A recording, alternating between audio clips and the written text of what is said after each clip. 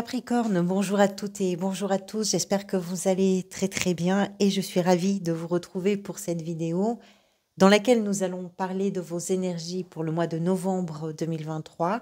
Alors bien sûr, vos énergies si vous vous reconnaissez dans ce tirage et si ce que je dis a du sens pour vous. Je tiens à vous remercier toutes et tous d'être là parfois depuis longtemps. Merci pour votre fidélité et votre bienveillance. Je souhaite également la bienvenue à toutes celles et tous ceux qui sont arrivés récemment et je vous remercie tous et toutes vraiment de tout mon cœur d'être là encore cette fois au rendez-vous. Allez, on va commencer tout de suite. Donc, les arcanes majeures, tout d'abord de ce tirage. Vous avez le diable. Le diable, c'est la carte qui était venue lors du tirage semestriel. C'est une carte importante puisqu'elle nous donne une indication sur une énergie de fond, sur une énergie de référence dominante aussi, on va voir ça, qui peut être parfois une inspiration et qui peut être parfois quelque chose à surmonter. On va en parler. Arcane majeur, vous avez la justice ici dans la position de ce que vous désirez le plus, le jugement dans la sphère professionnelle et en arcane majeur, on a fait le tour. Des deniers, des coupes, des épées, des bâtons, tous les arcanes mineurs sont représentés. Alors, Capricorne, vous aviez la mort au mois d'octobre, vous allez vers le fou du mois de décembre, donc vous êtes sur une traversée sur ces 3 mois, octobre, novembre, décembre. Une traversée un peu particulière parce qu'il y a des changements. Il y a probablement eu des changements pour vous assez importants, des choses qui ont été peut-être remises en question, des choses aussi que vous avez dû laisser derrière vous, des choses qui se sont terminées sur le mois d'octobre. Et maintenant, vous êtes dans un processus, je dirais, comment on pourrait dire? Vous êtes peut-être en train de réinventer plein de choses. Mais vous avez quand même le diable qui vous colle un petit peu au basque. Le diable nous explique que dans ce qui a changé pour vous, il est possible que ça fasse ressurgir ou que ça mette en évidence tout ce qui vous tient un petit peu en laisse d'une certaine façon. Pourquoi? Parce que la carte du diable va représenter tout ce qui est piégeant, emprisonnant, euh, tout ce qui a une forme d'emprise véritablement sur nos façons de parler, nos façons de vivre, nos façons d'éprouver, nos façons de ressentir, nos façons d'échanger, etc. On parle de dépendance, on parle des dépendances par rapport parfois à des produits, on parle de dépendance affective, on parle de manipulation, on parle d'impulsivité, on parle de toutes ces choses qui sont alors qui sont noyées avec beaucoup, beaucoup, beaucoup d'intelligence. C'est-à-dire qu'on est même capable de se mentir à soi-même pour essayer de noyer un petit peu le poisson, en se faisant croire qu'on est absolument libre de nos choix, libre de penser, libre de faire. La réalité est bien différente et il y a une forme d'auto-sabotage qui peut passer aussi par du déni.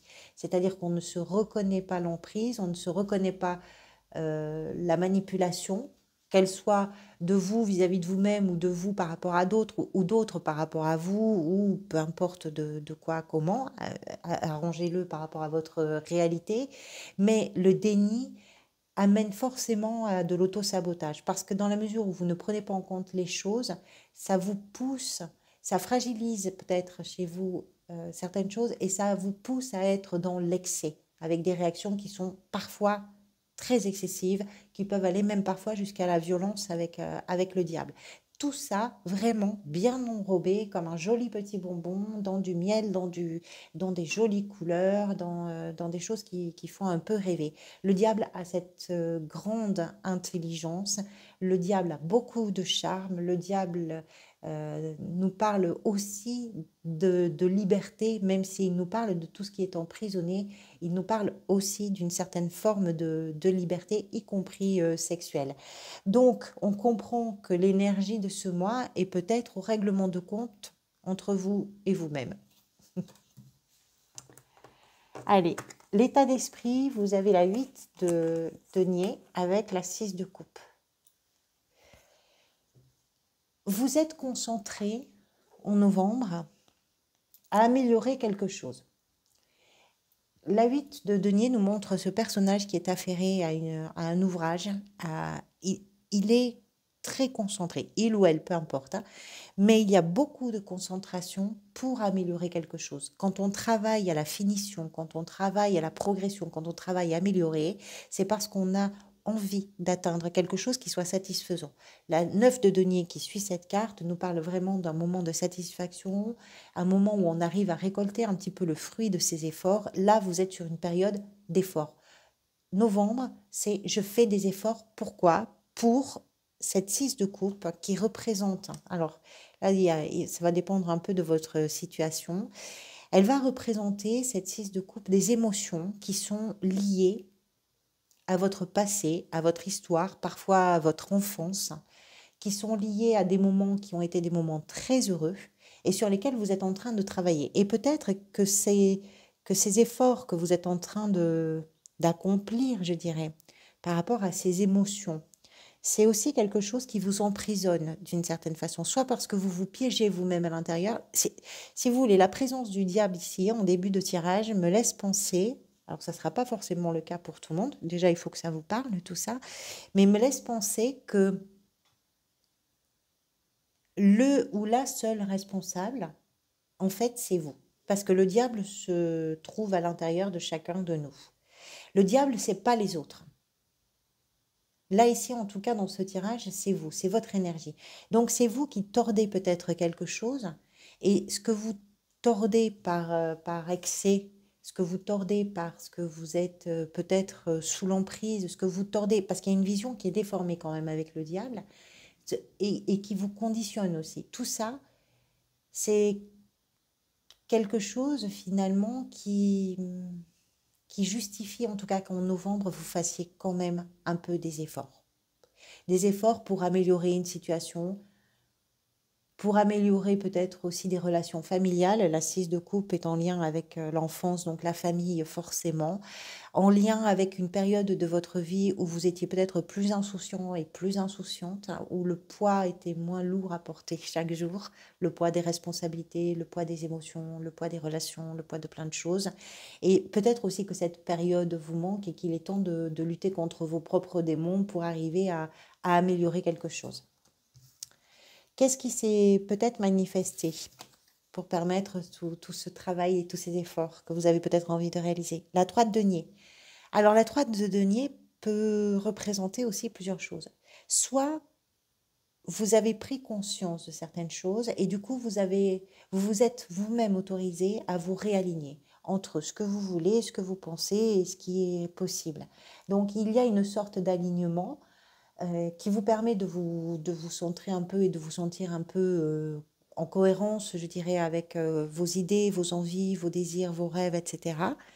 Soit il y a eu des efforts qui ont été faits d'une façon un peu plus collective avec d'autres personnes pour permettre effectivement que vous ayez soit envie de faire ces efforts-là maintenant pour améliorer quelque chose, soit pour permettre le début d'un travail de fond qui permet d'aller aujourd'hui vers une amélioration. Donc, ça peut être un collectif, ça peut être aussi le manque de collectif, c'est-à-dire que ça va dépendre de votre situation. Euh, Peut-être que certains et certaines d'entre vous n'ont pas pu partager certaines choses, n'ont pas pu élaborer, je dirais, une perspective commune, une perspective plus collective pour permettre de travailler sur quelque chose qui vous concerne vous, hein. Ce que vous désirez peut-être est représenté par la justice. Alors, clarifier, ça c'est une chose puisque la justice vient clarifier, officialiser peut-être aussi dans certains cas, poser vraiment de façon concrète, factuelle les choses auprès d'une administration, signer quelque chose, valider de façon vraiment administrative certaines choses. Ce que vous voulez, c'est soit passer effectivement par un organisme, une institution qui est extérieure pour donner une meilleure définition d'une situation, d'une relation, soit ce que vous souhaitez, c'est clarifier pour vous-même afin que les choses, que tous les efforts que vous êtes en train de faire pour vous, puisse vous rendre justice. Vous avez besoin d'équilibrer quelque chose. Alors peut-être qu'il y a eu des déséquilibres et des excès qui sont liés à ces souvenirs ou à cette période ou à ce passé. Mais encore une fois, ce qui doit être équilibré se trouve d'abord à l'intérieur de vous. C'est-à-dire que c'est un travail pour vous-même que vous êtes en train de faire en novembre.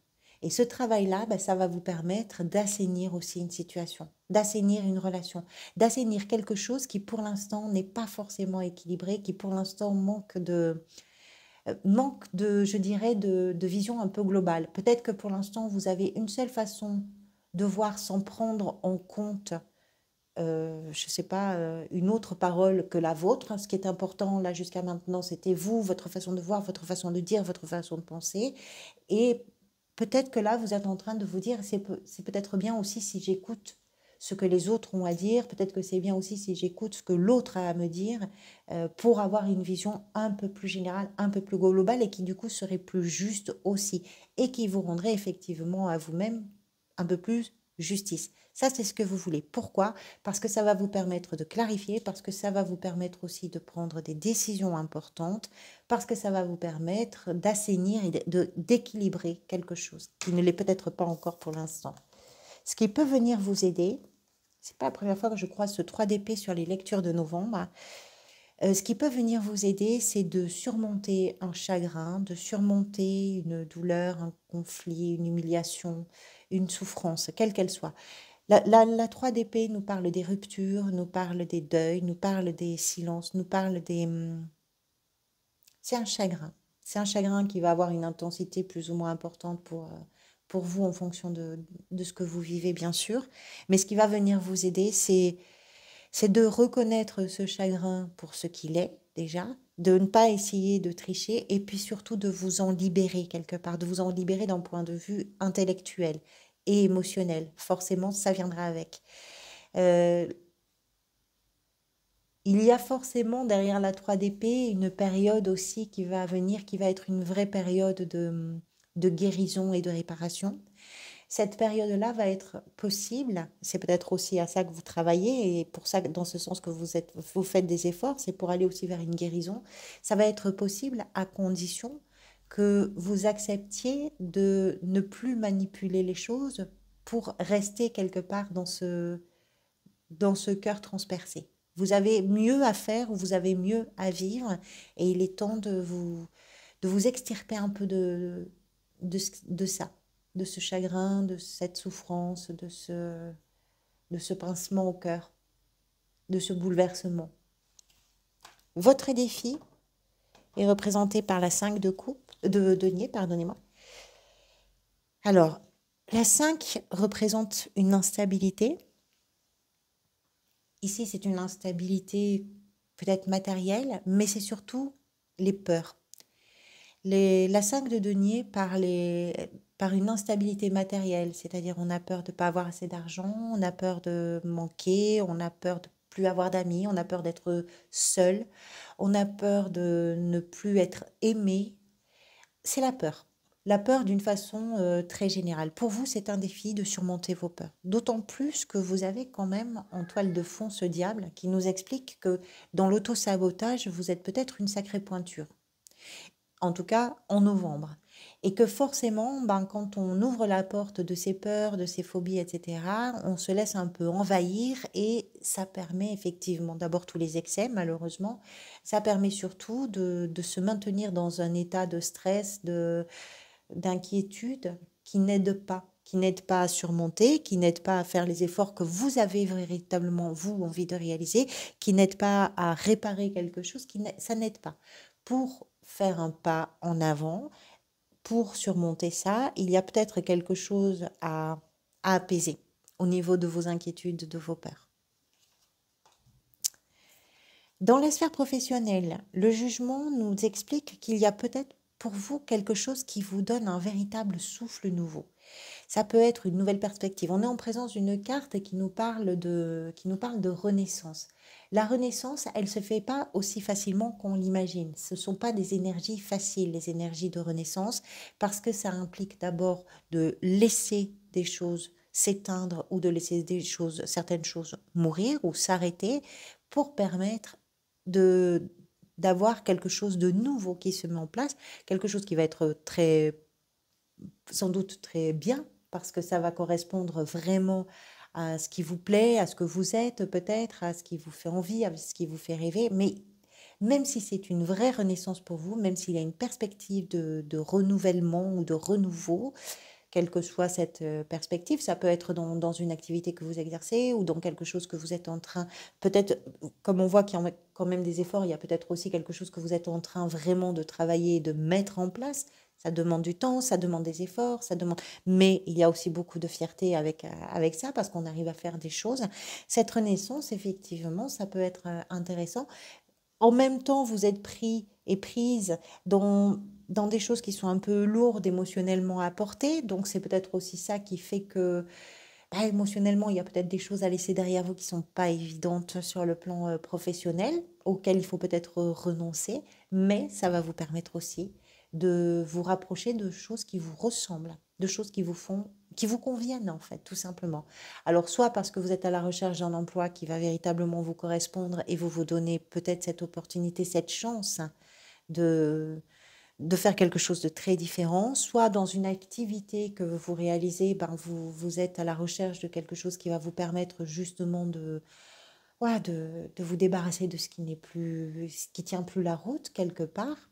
Soit vous êtes sur une gestion du quotidien, une gestion du budget qui fait que là, vous êtes en train de voir les choses différemment et de vous donner une autre chance. C'est vraiment ça, c'est autre chose, différent, qui vous ressemble davantage, qui vous convient mieux. Dans la sphère sentimentale et relationnelle, vous avez le roi de bâton. Alors, le roi de bâton peut représenter quelqu'un de votre entourage qui peut avoir une importance pour vous sur ce mois de novembre. Ça peut être quelqu'un d'un signe de feu. Les signes de feu, ce sont les lions, les sagittaires et les béliers. Donc peut-être quelqu'un de ce signe-là qui est vraiment auprès de vous. Et si c'est quelqu'un de votre entourage, c'est vraiment quelqu'un avec qui on ne s'ennuie pas, qui est capable d'inventer plein de choses, qui va être dans la proposition. Un roi de feu est brillant, c'est vraiment une belle dynamique. C'est quelqu'un qui est chaleureux, qui a envie de construire des choses, qui entreprend, qui propose, qui est dynamique. Vraiment, on va vers quelque chose dans les relations qui est vraiment très, très positif. C'est un passionné qui peut aussi se montrer romantique, mais qui embarque comme ça dans un vrai tourbillon. Il y a beaucoup d'originalité, il y a beaucoup d'imagination.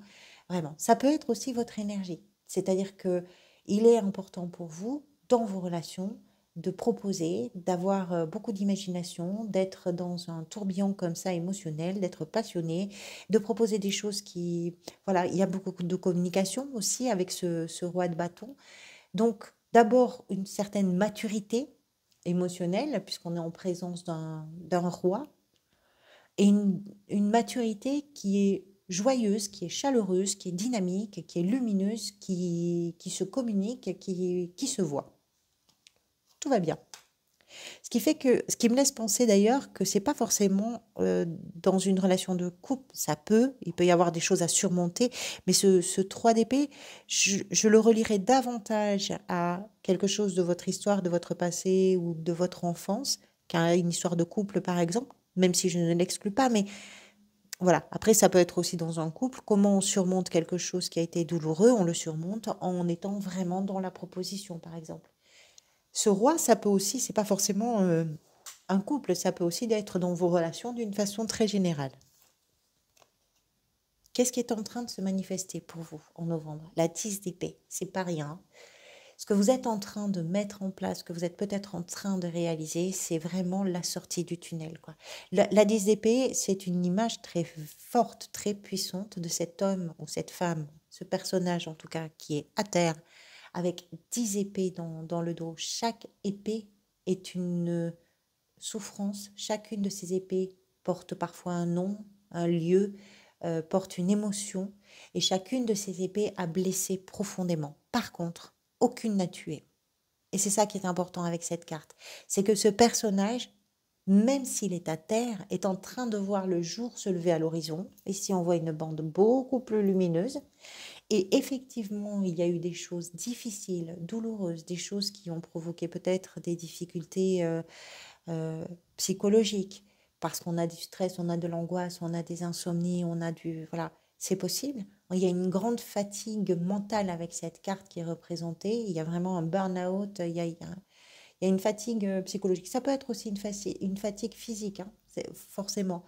Euh, mais vous êtes en train d'en sortir. Et en sortir, c'est aussi parce que vous faites des efforts. Vous en sortir, c'est aussi parce que vous êtes décidé à aller vers une amélioration, à faire bouger les choses. C'est ça qui vous aide à en sortir. C'est de ne pas cultiver, euh, c'est de ne pas cultiver le chagrin. Et ne pas cultiver le chagrin, c'est prendre en compte une situation dans sa globalité. J'ai l'impression que vous élargissez votre regard sur plusieurs situations peut-être ou sur une situation en particulier et que le fait d'élargir ce regard, bah, ça vous permet aussi de vous relever. C'est ça que vous êtes en train de manifester. La 10 signe une fin de cycle, une fin de chapitre. Vous allez vers du mieux.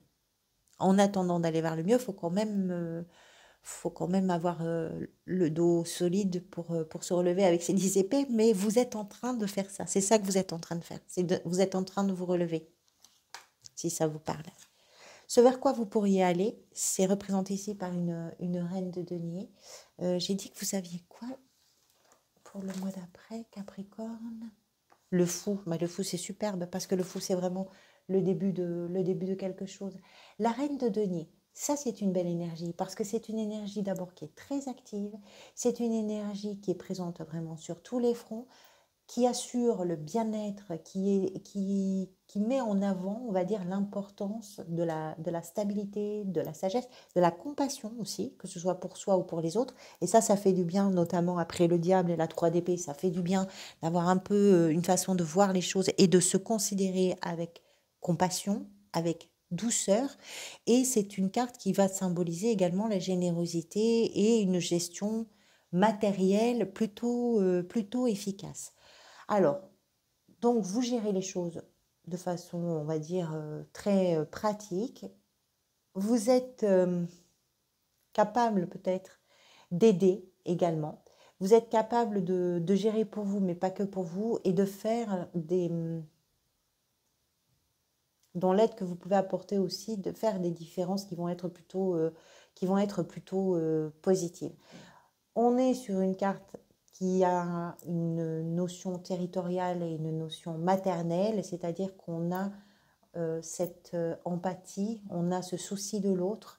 C'est une carte qui nous explique que le lieu de vie est un lieu qui est très important, que le rapport à la nature, le rapport à l'environnement est aussi un lien très fort et très important, et qui nous parle euh, d'un bien-être affectif, émotionnel, notamment avec les parents ou avec les enfants. Voilà. Le mois prochain vous offre sans doute des opportunités toutes nouvelles et assez enthousiasmantes avec le fou. Nous verrons ça. Merci encore une fois à chacun et chacune d'entre vous. Je vous retrouverai bientôt pour les lectures d'énergie du premier semestre donc, de l'année 2024. En attendant, quelles que soient vos circonstances, prenez soin de vous du mieux possible. Prenez soin des gens que vous aimez également du mieux possible. Et puis profitez de l'instant présent qui est précieux. À bientôt.